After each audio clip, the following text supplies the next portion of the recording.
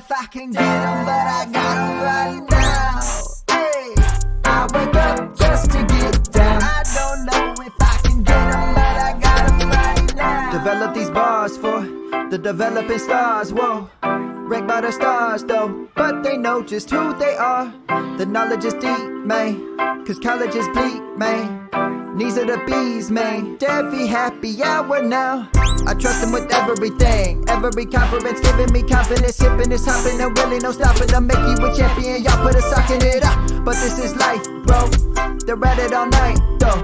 So you can just drive slow and get down with the Devy crew. I wake up just to get down. I don't know if I can get 'em, but I got 'em right now. Hey, I wake up just to get down. I don't know if I can get 'em, but I got 'em right now. Good morning, good afternoon, good evening, whenever you are listening, wherever you are listening. This is episode 65 of the Devy Happy Hour. My name is Skip Newton, coming to you from Eagan, Minnesota. It is Monday, February 1st, and it is awesome to be here. We are just finishing up the Senior Bowl, getting into the Super Bowl week, and to get into that, I have got my co-host for this evening. He is the Devy/Fantasy Gigolo, the man, the myth, the legend, from North Carolina, Mr. Matthew Jackson. I call him Obi-Wan. How you doing, buddy? Feeling good, man. It's good to be back. I feel like we were talking off show, and I feel like it's been forever since we've been on here talking football. So that's partially my fault. I'm so busy, as you so kindly mentioned, calling me a gigolo. I'm getting myself around. I'm the since we don't have Brian Chakotchis here, I guess I'm the new podcast slut for just that you are giving myself around all different podcasts. So I need to I need to make sure that I'm not neglecting my main squeeze, Skip. So I need to make sure that we're getting out this content. So I'm excited to be back and talking some football with you, man. Yeah, I figure, if I ever need a bathroom break, that's when I'm just going to say, hey, Matt, why don't you tell all the listeners where they can find your work and all the things you're doing? And then I'm just going to say, go. And then I'm going to get up and walk away and know that I should give you like a solid 10 minutes. And I'm not, you're still going to be talking. Dude, I'm going to have to start like at the end of this show sheet, just writing down everywhere that I'm at because I'm starting to lose track myself. Yeah, I mean, and it's awesome that you're on that other podcast, the Dynasty Authority, Devy Authority. I love it. I love the first episode. So for those of you that missed that, be sure you check that out. It's great stuff. Tried not to get too jealous listening to you with a different host. It kind of felt like, listening to the other woman or, whatever. It's like, man, this is weird. But it's all Skip, good. You'll always have a special place in my heart, man. You're always there for me. I can be bribed. I mean, I'm all about forgiveness, so no worries there. So if I get you like a vintage Randy Moss like Vikings jersey, with that, you think that would cover it? Ooh, yeah. Now you're talking. I like the way this is going already. I think all of our listeners are going to hold you to that. But we should probably talk about some actual Devy content. There's a lot of news since our last podcast. Just focus on the things that are Devy relevant, of course. A couple of OSU guys going back to your squad, both wide receiver Chris Olave and tight end Jeremy Ruckert heading back to school for another season. Great for Ohio State. Not great for those of us who were very interested in drafting these guys in our rookie draft. So what do you think about these two guys coming back? I was torn on it when I first saw, especially Chris Olave going back, and I'm still a little torn on it, to be honest with you. He could definitely improve his stock. When Devontae Smith went back to school for his senior season, not a lot of people were talking about him being a first-round wide receiver in the NFL draft, much less a top 5 pick potentially. So he vastly improved his stock, and I think Chris Olave could definitely have that type of rise. It may not be the meteoric rise that Devontae Smith had, but I still think he could have a rise. I'm a little upset because I was looking forward to getting a second-round steal because, the way he runs routes, the way he breaks off routes, he was a guy that I really thought that in the second round of your rookie drafts could win you that championship. So I love it for my squad, my Buckeyes, getting back some talent, but I hate it from a fantasy football perspective because I was really looking forward to drafting him. Now, when you think about it, this really creates some question marks now around some of the wide receiver core. You know, you were looking for Julian Fleming and Jackson Smith and Jigba and G. Scott to get their chance now with Chris Olave leaving. And now you even have a 5-star, number 1 overall recruit in Emeka Egbuka signing. So, I mean, that wide receiver core is not any less crowded than it was this year. So we could potentially see a situation where some guys start transferring.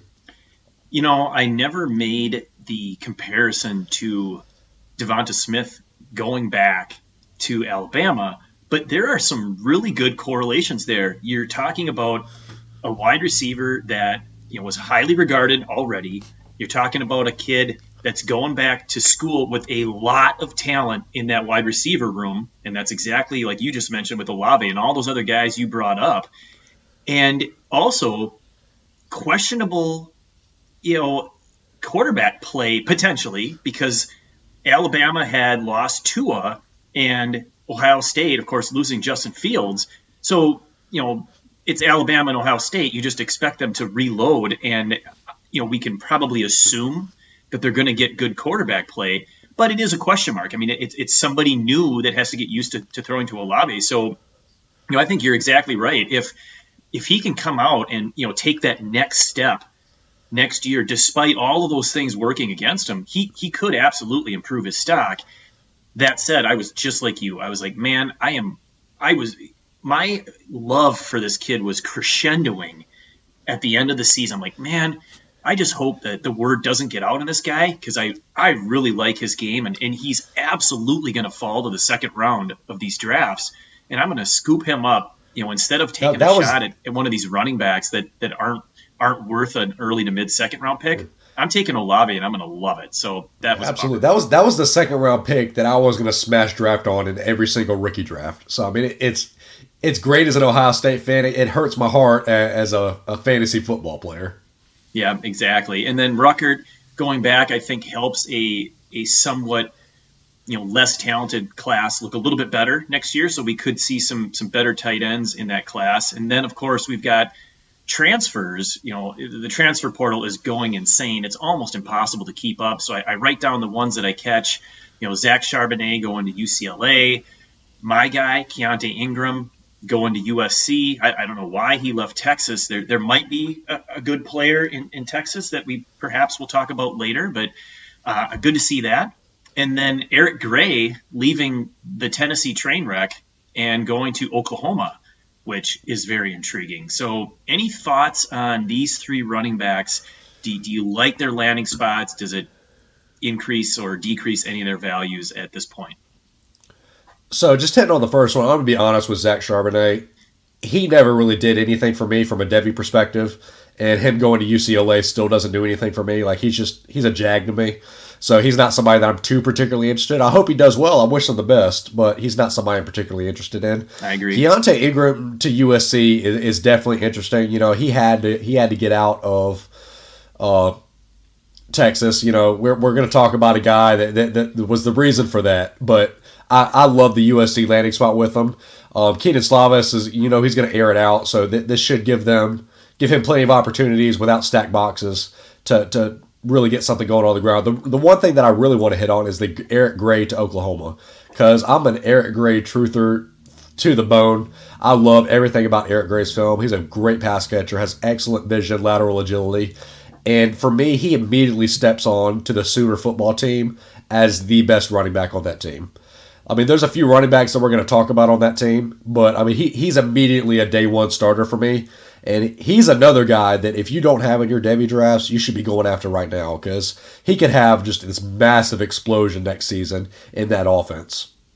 Yeah, I agree. I think of the 3, he's the one that it excites me the most. I like the opportunity. I like the system. I think he could, you know, if he could just absolutely ball out next year, his stock is going to go way up. So I think if you can find a way to get Eric Gray, there's a decent chance that a year from now his value is going to be a lot higher than it is today. So that would be a great move to make.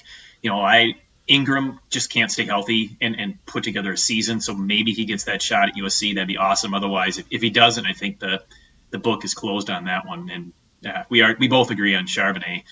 The Senior Bowl week is over. It was a fun game to watch, and I thought there were a few players that I really wanted to see. Jamie Newman was a big one because he took the year off.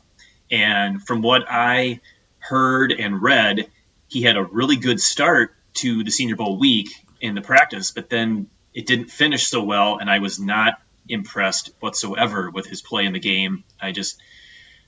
He's not a guy that I think is going to go very high in the NFL draft, and he's definitely not going to go high in any of my drafts. I'm not that impressed with him. Any thoughts on Newman? He would have been really good if he would have stopped throwing the ball to the other team. Well, there's that.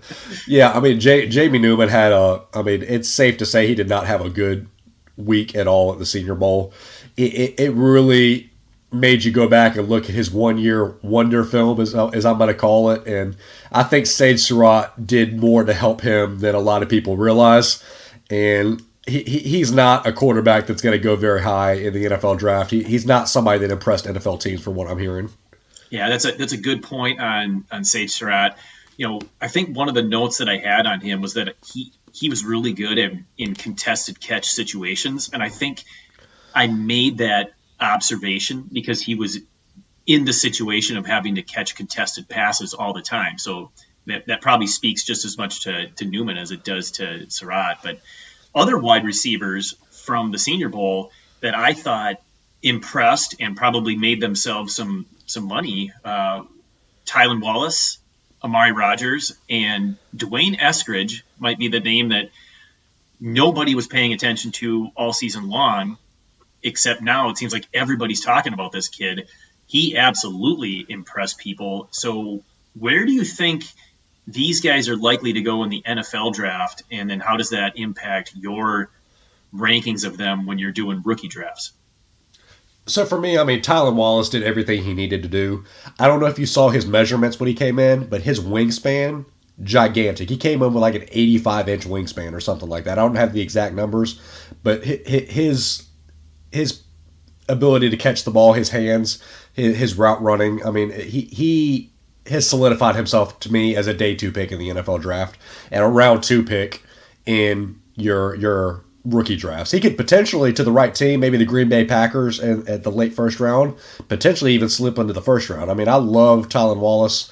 Amari Rogers, I mean, he does a lot of underneath stuff, but he's got that home run threat, and he helped himself out a whole lot this Senior Bowl. I think he's also a day 2 guy. Dwayne Eskridge is the guy that is the talk of Twitter right now. Not a lot of guys are talking about him, and now it seems like everybody has got the name Dwayne Eskridge in their mind. I saw a mock draft recently where I think Daniel Jeremiah had him going in the first round. I'm going to be honest, he's not a first-round player. No, I don't agree with that either. He's not a first-round player. He could potentially be a day 2 guy. I mean, I could easily see him slipping into early round 3, if not late round 2, just depending on if a team falls in love with him or not. But he's definitely a guy I probably wouldn't spend just because of how good this rookie draft class is. I'm not spending higher than an early third-round rookie pick on him, most likely. And I understand that that's not going to get it done. I mean, somebody in your leagues is going to fall in love with Dwayne Eskridge. There's going to be a fan. If you want him on your rookie teams, you're going to have to spend a mid-second rookie pick on him. And he's a great player. I love his film. He's not a second-round rookie pick to me. Yeah, it would really take some significant draft capital for me to move him that high up. But, he's a great third-round dart, because who knows at that point? Third round, you're taking chances, so why not take a chance on that kid? I love Tylan Wallace, so I think he solidified himself really nicely, as well as Amari Rogers. I mean, talk about a guy that stepped up this year for Clemson when we all were thinking it would be a couple other dudes, and he became the man. And and then your guy as well, Cornell Powell, also starting to look good. Shout out to Cordell Powell, man. He saw me talking about him on Twitter, so I got that response from Cordell Powell. That kind of made my morning a little bit. Well, there you go. He's probably going to start following you, and he's going to listen to all your podcasts and all your writings, and he's going to become your number one fan. You think we can get him on the show? We should try. I'll reach out to him. We'll see if we can get him on the show. Another guy that I really want to hit on too that did really well at the Senior Bowl was UAB's Austin Watkins, the cousin to Sammy Watkins. He had a really strong showing at the Senior Bowl, and he's a guy that could also see a stock rise in the NFL draft and the rookie drafts. I mean, he had an amazing contested catch for a touchdown at the end of one of the practices have. So he's a guy to keep an eye on as well. Yep, that's a good call. I like him as well. Some running backs, Ramondre Stevenson had a good showing. He was looking great in practice. I think he started off red hot when he weighed in just under 230 pounds. People were talking like this kid was going to be, 245 up near 250. So to see him at like 227 or whatever it was, I think people like, oh, that's nice. And then to see his quick feet in those one-on-one drills, he's catching passes, he's making guys miss. I think he is moving up both the NFL board and people's RB rankings as well. Michael Carter, we've talked about him a lot, the running back from North Carolina. I mean, he's just a good football player. And his lack of weight, I think it was like 202, 204, somewhere in there. That's going to be a little tough. You don't see a lot of, heavy fantasy goodness coming from running backs that are down in that 2 to 205 range. I mean, there's always the exceptions, but most of the guys are 210 or the 220 or even bigger. So, I like Carter a lot as a football player. I think if he were to get drafted by a team looking to complement another guy, he's going to end up being a very good draft pick for that team. I just don't know if he's going to be a great fantasy running back because of the limitations. Thoughts on him? It's going to take a specific landing spot for him. I mean, just off the top of my head, you mentioned before the show the Green Bay Packers spelling, if Aaron Jones leaves for free agency, spelling A.J. Dillon. I think that would be a great landing spot.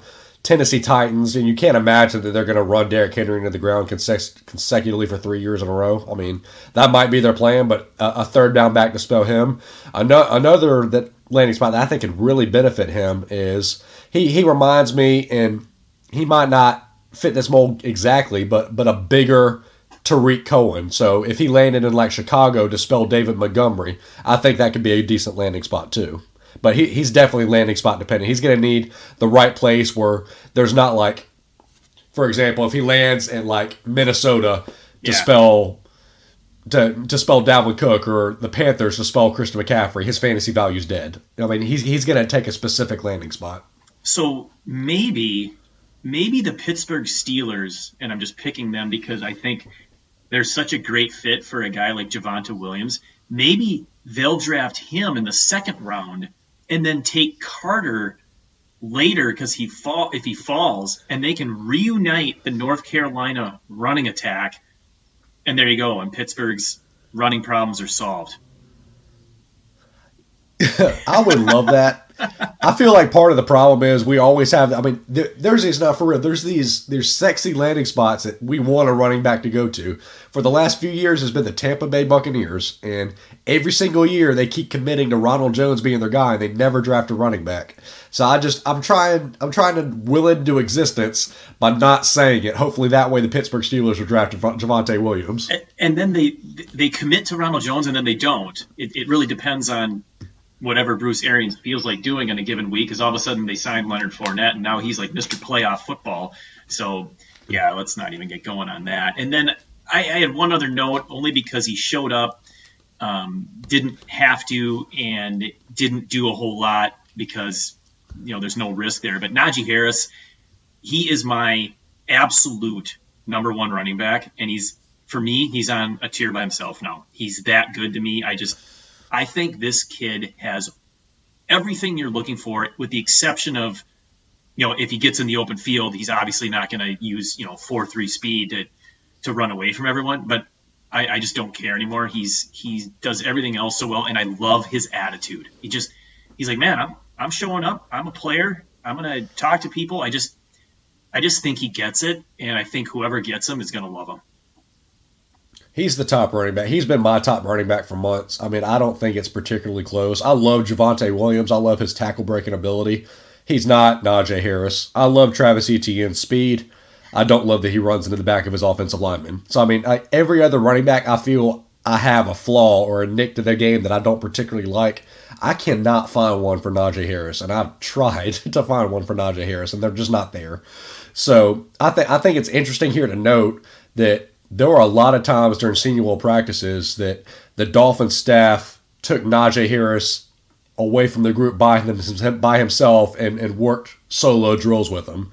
So if you're looking for a landing spot, I think Miami Dolphins are definitely in play. Yeah, and they've got 2 first-round picks, so they're obviously not going to take one, with the is it the 3rd overall pick they have? But they could take one at where 17, 18, somewhere in there would be a landing spot. So picture this. I'm gonna throw another thing out there since we're in the business of reuniting families, right? I guess that's the tone that you've said earlier. I like that. So getting Tua his number 1 receiver in Devontae Smith at pick 3, and then at pick in the mid to first round reuniting Tua and Devontae Smith with Najee Harris. That is awesome. It's just a family coming together. The Miami Crimson Tide, they'll call them. They'll just change the nickname and let's roll. That's fun. Well, we are a Devy show, so we are going to transition away from the rookie draft. Doesn't mean we're not going to talk about rookies anymore, but we've got almost 3 months until the draft, so time to get back into some of these Devy guys, and we thought we would start a review of the 2023 class, so the freshman class for this year. We went back last summer and went over the position by position. We took 4 episodes and did this, so we're going to do a similar thing and just kind of talk about, how did these guys do their first year? And we'll just see how far into the list we get, and we'll go from there.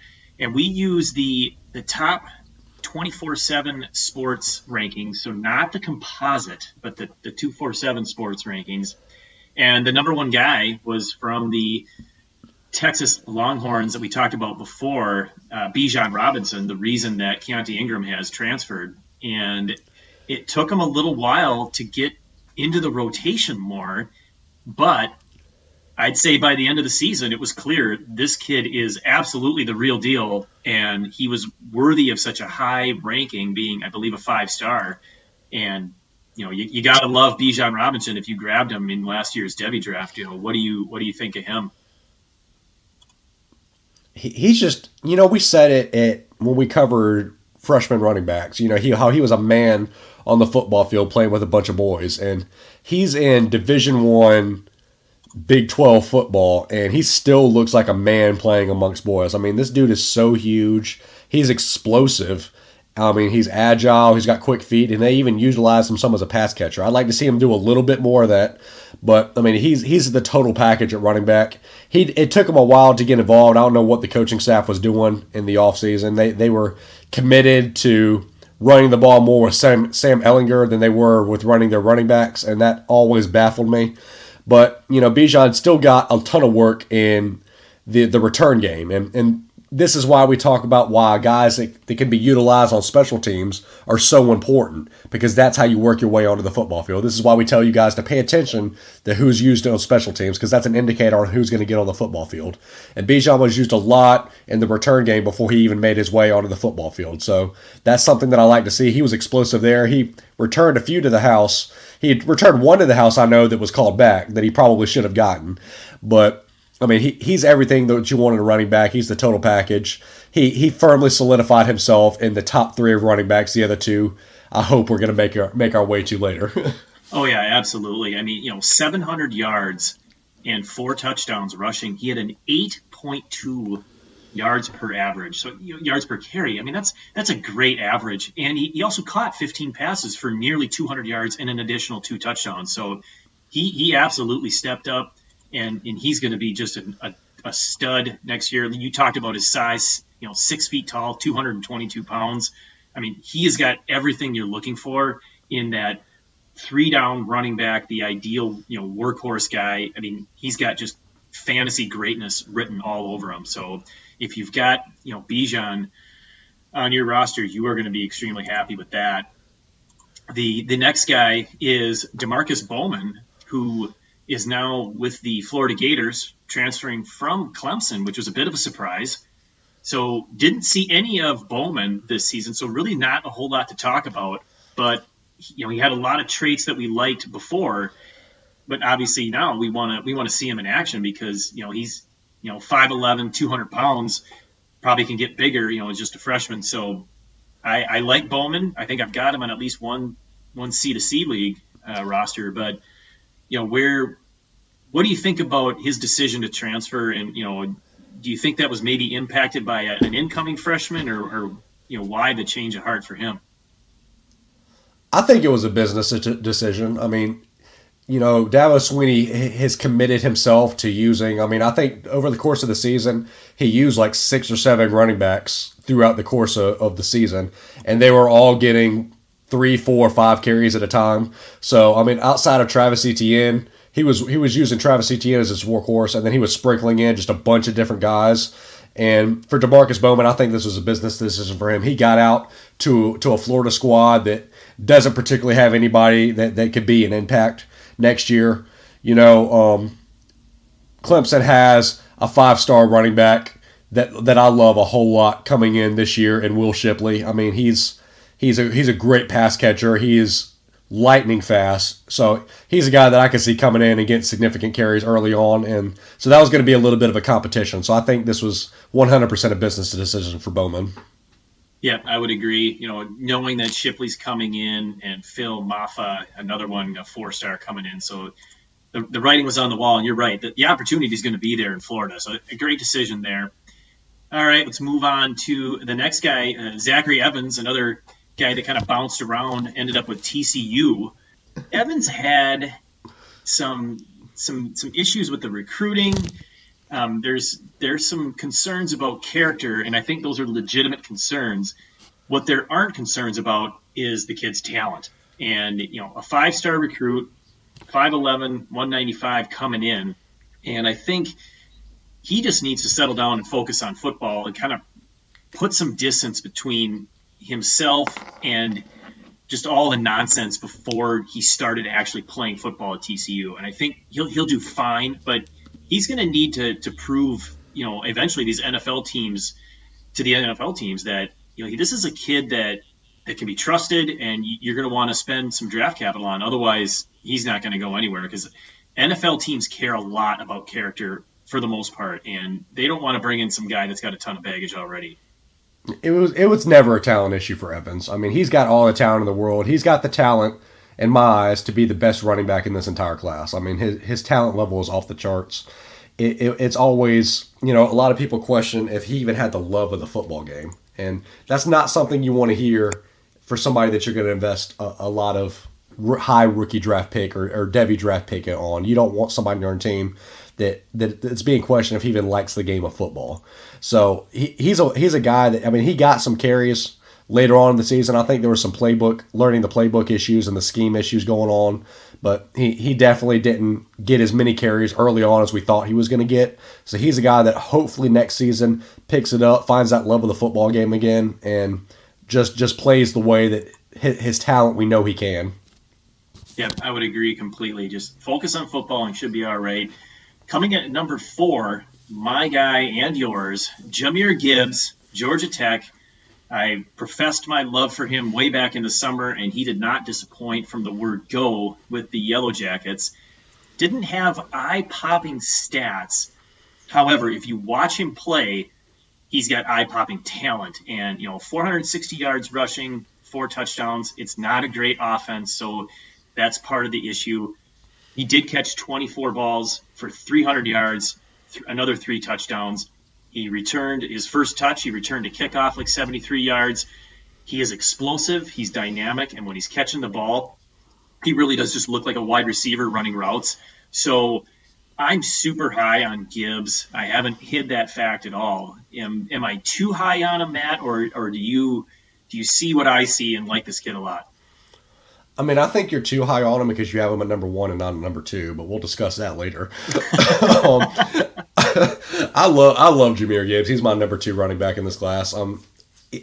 He's the better pass catcher. We've said it earlier on. He's almost the Alvin Kamara in this draft class. He's a phenomenal pass catcher, the best one in this draft class. He's elusive in open space. I mean, his agility and lateral agility, his jump cuts to evade defenders is just eye-popping sometimes. And the way he evades tacklers and is just explosive in open space is something that it's the reason why you shouldn't just be a stat guy. If you're just looking at the box stats, you're going to miss guys like Jahmyr Gibbs because he doesn't have the most eye-popping stats, but he has eye-popping talent, as you said. So he's firmly in my top two. We've got Bijan, we've got Jahmyr Gibbs, and we've got another guy that I'm just chomping at the bit to talk about. Oh yeah, but we will definitely get to him. I've got my tier 1 guys of this class, and it's 3 deep. So we have the same 3. You could pretty much shuffle the deck and throw them out there in any order. For me, when it comes right down to when they get into the NFL, it might be one of those things where, you know what, the other 2 guys have the size and the traits that an NFL team looks for in a first and second down back for sure, maybe even a 3 down back. So he might fall a little bit in that regard, but I do love him a lot. So yeah, no mystery there on Gibbs. The next guy is from Texas A&M, Devin Achane, not sure how that's pronounced. He is a 4-star prospect. Any thoughts on Achane? I'm not really sure how to say that. Apologize for the mispronunciation there. He didn't get a whole lot of play this year. 364 yards rushing. He did average 8.5 yards, so that's good. 4 touchdowns, and he caught 5 passes for 97 yards and another score. So, showed some explosiveness, which I think is not surprising given, he's a smaller, more explosive guy, 5'9", 185. But do you think this guy has the potential to, or is he going to realize that high rating that he had, being so high up on the 24/7 Sports rating at number 5 overall? I think he's definitely going to be probably a tier 2 to tier 3 guy in this class. I mean, the tier 1 guys that you said are pretty set in stone for me as of this moment. But I love what I saw Devin Achane do this season in spelling Isaiah Spiller. Isaiah Spiller firmly has the lead role on that offense, and that's not going away next year. I mean, he's still going to be there next year. So, Achane is definitely destined to a third down, speller to spiller. I like that. The speller to spiller. Nice. Very nice. So, but I mean, when he did come in, he looked great, right? So he's a guy that in your later round Devy drafts, you should keep an eye on and look to grab in maybe the last round of your, depleted Devy drafts, because he's a guy that could see, he might not see a massive rise next year because Spiller will still be there, but in 2 years, he could be a guy that starts getting some significant carries. Yep, absolutely. All right, the next one on the list, Don Chaney Jr. in a little bit of a crowded backfield in Miami. He was number 6 overall for the running backs. Just going to bring him up quick and check out his numbers. Again, just a little over 300 yards, 3 touchdowns, averaged 4.7 yards, so not the greatest in college. He did catch 11 passes for 143 yards, so you'd like to see some of that out of the passing game. He's got the size we like, 5'10", 210. So that is intriguing to me that, again, just his freshman year. So he can definitely, pick up from here and improve and make people realize this is why he was so highly rated coming in. So he's one that, if you happen to have him, I wouldn't sell now because, his value isn't that high yet. But keep your eye on Donald Chaney Jr. I know Shaq was trying to get him from me last summer, but I decided I wanted to hold on and just kind of see what was going on there. And I'm glad that I did because I think he could develop. A lot of these freshmen don't come in and bust out right away. So you got to be patient with these guys. For me, it's a pick your poison type of situation. Don Chaney had some great plays. He also had some not so great plays. And I think that was the Miami offense as a whole. I mean, the Miami offense, some weeks just couldn't put it together. And that was something, if you watch them, you notice pretty early often. They've got a great stable of running backs between him, Jalen Knighton, who's also a freshman, and Cameron Harris. None of these guys particularly do anything for me right now.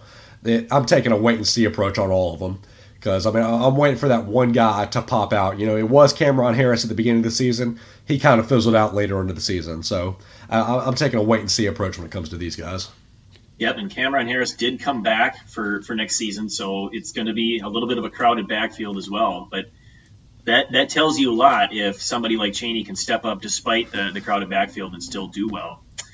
This next guy, I'm just going to go with the name, and then I'm going to let you talk about him because I've made you wait patiently, for almost 35 minutes now. Tell us, do you have any thoughts on Tank Bigsby from Auburn? So Tank Bigsby, RB1 in the freshman running back class. I'm gonna try really hard. I've got my pants on right now. I'm gonna try to keep them on through this entire talk, and it's gonna be pretty hard. But I love everything about Tank Bigsby, man. He's the best pure running back in this entire draft class.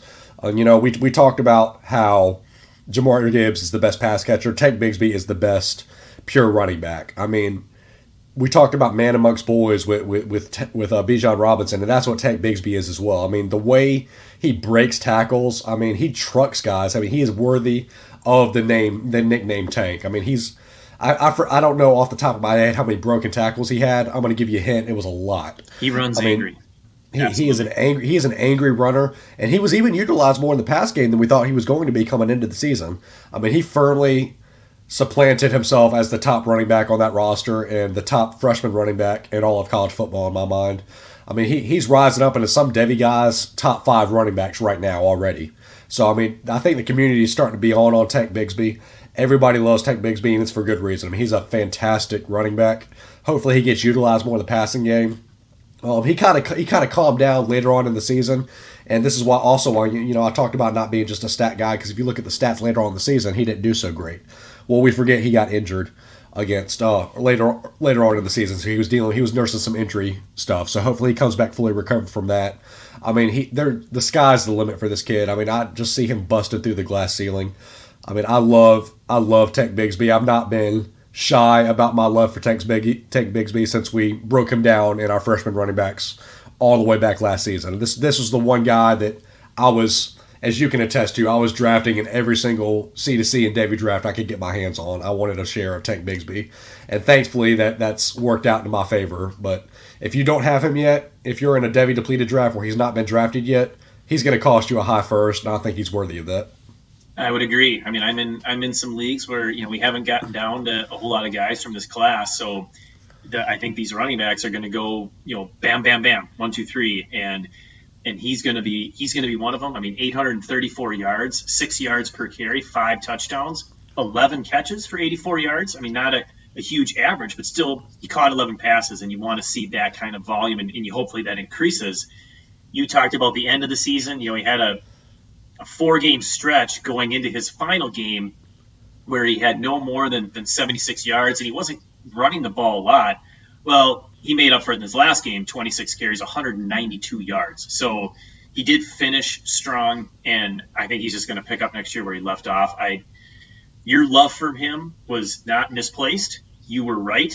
He is awesome, and you were on him from the word go, which is fantastic. So, yeah, I mean, I think if you're in a Devy league, and again you've been around a couple years, he's gonna go super high because running backs just tend to go high. I mean, especially in a super flex league, you're gonna get these quarterbacks, but like we've talked about, the running backs have a better hit rate, especially the farther away they are from the NFL. I mean, we did the analysis back when we started this before, and the running backs had the highest hit rate. Well, look at the running backs that we're talking about. I mean, it wouldn't surprise me at all to see, Bijan Robinson, Jahmyr Gibbs, and Tank Bigsby, all three be, day 1 or day 2 picks in the NFL when they're finally going off the NFL draft. I mean, they all look so good. Yeah, and especially, too, with as weak as this year's rookie running back class is, and I think next year's is even more uncertain. I mean, we're really looking forward to what we've seen out of these 2023 running backs. I mean, there's a lot of good names. I think in your Devy drafts, they're going to go early just because of how unsure this running back class is for the next 2 years. Yeah, absolutely. And this is a fun one. The next guy on the list is Jace McClellan from Alabama. Of course, he has been buried behind Najee Harris, who we already talked about, so didn't get a ton of opportunity. However, he did get some. Big blowout win against Arkansas. He got just 6 carries, but managed 95 yards and busted an 80-yard touchdown, so that helps. but 245 yards, a couple of touchdowns, only caught one pass, but he could be the next guy in Alabama. I mean, clearly there's a spot there. I'm kind of looking ahead here, going to cheat into the 2024 list. I mean, they've got, of course, shocker, Alabama's got a 5-star guy coming in, Kamar Wheaton.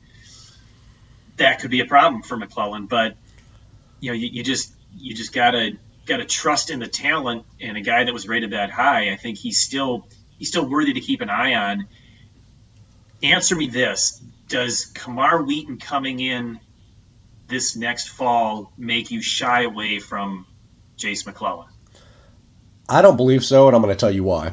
Because everything that I've seen from the way Nick Saban runs his football team, he values experience over prospect profile ratings. And what I mean by that is you look at guys like Brian Robinson this year, who was a senior and not as highly rated as some of the other guys on the roster, getting significant carries just because he has the experience on a Nick Saban run football team. And I think that's going to play into effect when you look at Jace McClellan next year. He's already got meaningful snaps his freshman season, and I don't see those going away anytime soon. I think he builds on the roster, the performance that he had this season, and he's a guy that, then two of the next three guys, including Jace McClellan that we're going to talk about, have got some depth chart issues. But they're guys that you're going to roster and you're going to stash away because of the teams they play for. And I think Jace McClellan is one of those guys. For me, I'm going to ask you this. I'm going to counter your question with another question. What does this do for you for Trey Sanders? Because for me, he's almost dead in the water. Yep. Yeah, I'm not even really thinking much about him. I just don't expect him to do a whole lot.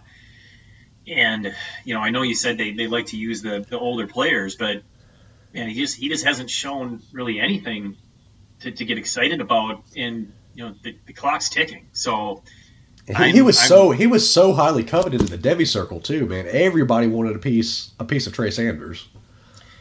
Yeah, sometimes they just don't work out, right? And I think he could be one of those guys. And if he turns out to be the guy next year, then I'll raise my hand and say, "Yep, I was wrong," and that's okay. I mean, you can't nail them all. The next guy on the list, Marshawn Lloyd. Not a whole lot to talk about here. He suffered an injury and didn't play, so we should just quickly remind people that Marshawn Lloyd, 4-star. 5'9", 210, South Carolina. So there's a good chance that everybody else is completely forgetting about this kid, and you could get him later in a Devy draft because, out of sight, out of mind, right? He didn't play. Everyone's going to look for the big names that we've already talked about that have flashed, or the shiny new toy coming in, the 5-star running backs coming in the fall.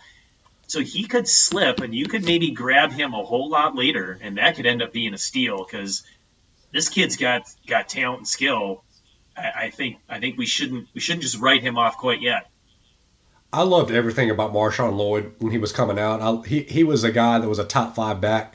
He's number 9 in top 247 sports rankings. He was top 5 for me. I loved his film, everything he did, and it's unfortunate about that ACL tear he had, but. As we've said before, ACL tears are not as worrisome as they used to be in the past. I mean, medical advances have really stopped these things from being so dangerous as they have been. And I think he could be a guy that you could get some screaming value for because the running back that everybody's talking about for South Carolina isn't Marshawn Lloyd, it's Kevin Harris. And while Kevin Harris, he had a great season, and I'm not going to discount what Kevin Harris did, Marshawn Lloyd's the better running back. He's the more talented running back on that roster, and talent is going to seep through, and I think you could get a screaming value on him, as you said. Awesome. I like it. And another one that I like, and it'll be interesting to see how this plays out with Zamir White heading back to Georgia, is Kendall Milton. He was, 10th rated by the 247 rankings, 6'1", 220 pounds, 5 stars in the composite. So clearly this kid has got a boatload of talent. I mean, shocker, and he's going to Georgia. We love the system. I think he's going to get his chance. We already saw a little bit of him this past season, so it's not like he's a complete unknown. but not a ton. Just 35 attempts, 193 yards, 5.5 average, caught one pass for 22 yards. So, nothing eye-popping, but I wonder if, again, with Zamir White going back, are people going to focus so much on that and forget about the fact that they've got this, absolute beast sitting behind him on the depth chart that has got the perfect ideal size to be a 3-down running back, and you might be able to get him later as a great value pick. I think that's absolutely correct take to take, because Zamir White has shown that he's recovered from his injuries. He's shown some explosiveness that we didn't think he was going to be able to have after those 2 knee injuries. I just can't help but think every time I watch Georgia football, I watch Zamir White touch the football, and then I watch Kendall Milton touch the football. And every time I watch Kendall Milton touch the football, he looked better with the ball in his hands.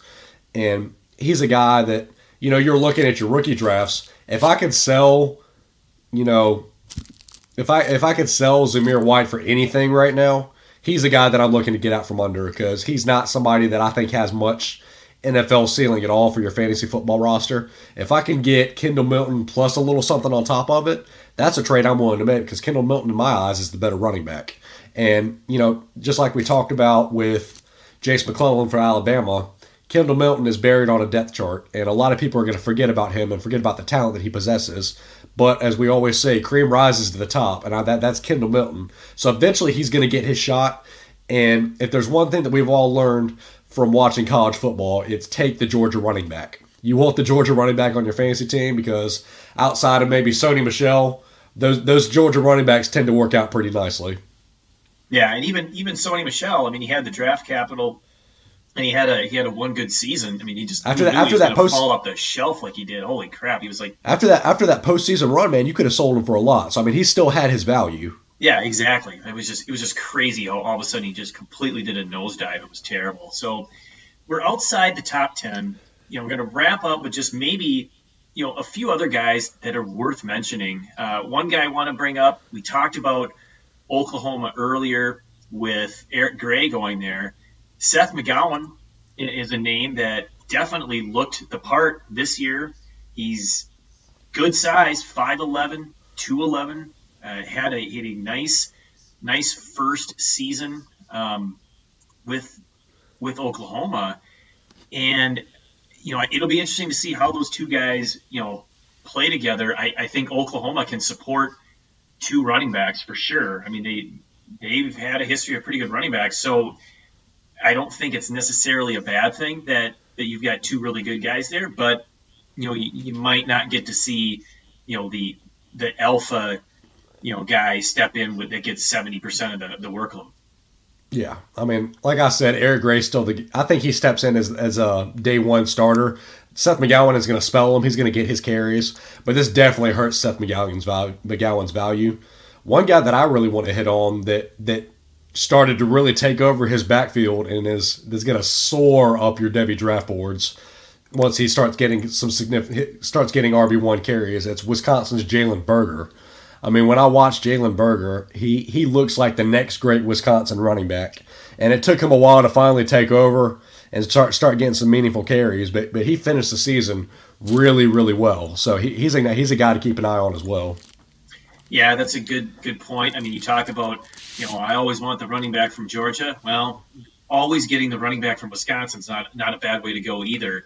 He had 5 yards per carry, 300 yards, a couple touchdowns. Only caught a couple passes, but I think absolutely he's the guy I want in that backfield. 6 feet, 210 pounds. He's 4 stars. He definitely looks the part, and Wisconsin just has an awesome scheme for running back production. It just year after year after year they kick out these running backs, and there's running backs that get drafted in the NFL, and they've had various levels of success there. But you're gonna get the draft capital in the NFL that you want out of your Devy asset, and that's what we want, right? You can then do with it what you will once he gets there. But get my guy into the NFL on a roster and get him some looks. So I like that you brought him up. Another guy I think that's worth mentioning. just again, because it's a backfield that tends to kick out, some interesting prospects in Penn State. Kevon Lee, another highly rated kid, 4 stars, 6 feet, 225. Again, I like Penn State, so I think there's an opportunity for him to get a chance here. You're not going to spend high capital on this kid. I mean, he's a big kid, so he's not the most fleet of foot. However, he showed enough to show that he could be getting the rock at Penn State, and if he can put up some numbers that you see historically from running backs in that program, you're going to like where his value is going to go between now and a couple of years from now. Look, Skip, I'm not ready to talk about Journey Brown being done with football again, okay? I need you to stop bringing up Penn State to me. Again, 3 rosters. He's on 3 of my rosters. He has not been cut on all 3 of them. I haven't dropped. He's on like one of my rosters. I still haven't dropped him yet. I can't do it. Just darn it, I'm not doing it. I don't want to do it. Is there another guy on the list that you want to chat about, or is this good for now? What are you thinking? For me, just one guy that I want to quickly mention is K-State's Deuce Vaughn. He's a guy that really, I mean, you want to talk about a guy just to come out of nowhere and just explode on the scene. Deuce Vaughn was the guy to do that. He's a little undersized. I have to get his height and weight on him real quick just so I don't. 5'5", 168 pounds. So he's a small dude. I mean, he's definitely got to eat a few cheeseburgers, as Shaq would say. Shout out to Shaq if you're listening. But I mean, he had himself a great season. 642 yards, 7 touchdowns, 25 receptions for 434 yards, 17.4 average, and 2 touchdowns. I mean, you want to talk about electric and open space. Deuce Vaughn is that guy. So he's a guy that if guys aren't paying attention, because K-State's not a great program. If you're not into Devy, if you're not listening to Devy Happy Hour, you're not hearing the name Deuce Vaughn talked about all that much. So he's a guy that you definitely need to pay attention to. Yeah, he was a big pickup in C2C leagues because he got through the entire draft, without being taken, and then all of a sudden he bursts onto the scene, for over 1,000 yards from scrimmage. And people were using the few pickups that we get in C2C leagues to grab him. So I did find a way to get him in one league, and I'm glad that I did. And next season, assuming that we have a NCAA side to the C2C league where we actually get points and have a standings, I'm going to look forward to having him on my roster. All right, the last guy I want to bring up, and it's just because he's at a school that, again, tends to do fairly well, although he is stuck behind another player, but that is Chris Tyree from Notre Dame. I think he's worth mentioning, and he was a highly ranked. I've got a note here, 5-star in the composite, 5'9", 179. So he is more that speed, dynamic out of the backfield. He's not going to overpower you type player, but he's got the pedigree there to make him an interesting ad at Notre Dame. He did get almost 500 yards rushing this season, averaged 6.8 yards per carry, scored 4 touchdowns, caught 8 passes as well. That's all as a true freshman. So, keep an eye on Chris Tyree as well. I think, he might slip through another season of Devy drafts, depending on, how deep your Devy leagues are. But, he's a name that you'll definitely want to keep an eye on. Yeah, everybody's talking about Kyron Williams. He's the talk of Notre Dame football right now, but a lot of people are forgetting about how good Chris Tyree looked in his limited opportunity. So that's a great call there. He's a great one to keep an eye out for. All right, so that is going to do it. It's kind of our 2023 running back review. We'll come back next time and we'll get into the freshman wide receivers. So we'll go through those again and kind of go through that top 10 plus a few others that we want to chat about, because there's definitely more wide receivers, I think, outside the top 10 that we need to keep our eye on, because, again, that hit rate's a little less at the wide receiver position. But, Matt, take a big deep breath here. All right, why don't you tell everybody where they can find you and all of your work and all of your podcasts that you're on, and what you're having for dinner at the Super Bowl, and you're having a big party, et cetera, et cetera, et cetera. You got enough time. I mean, we're running pretty long on our podcast. I don't want to take up another 30 minutes. Skip, I do have an announcement though before I bring in my where all the places you can find me, because I feel like taking up even more time because I'm conceited or something like that. So we talked about running backs. We love to talk about Devy football players. I'm gonna forecast you way down the road. Okay, we're looking at the year 2039. Okay, 2039. There's a freshman. I don't know what position they play yet, but there's a freshman football player coming into college, and their name is to be decided Jackson. So we just found out that we're pregnant. We're getting ready to have a child come September of this year. So I'm super excited, and I had to share that with my Devy football family since I feel like we're going so close. I need to make sure I shared that. Oh, that is such awesome news. Of course, we've talked about that, but we haven't gone public with it. I think that's fabulous. Congratulations, of course, to you and your wife.